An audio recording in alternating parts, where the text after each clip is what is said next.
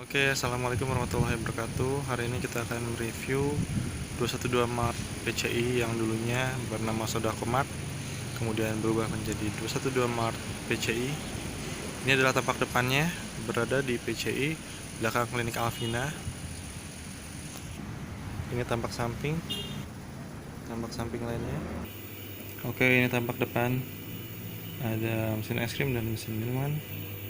Ini bagian dalamnya, area tengah, bagian ujung.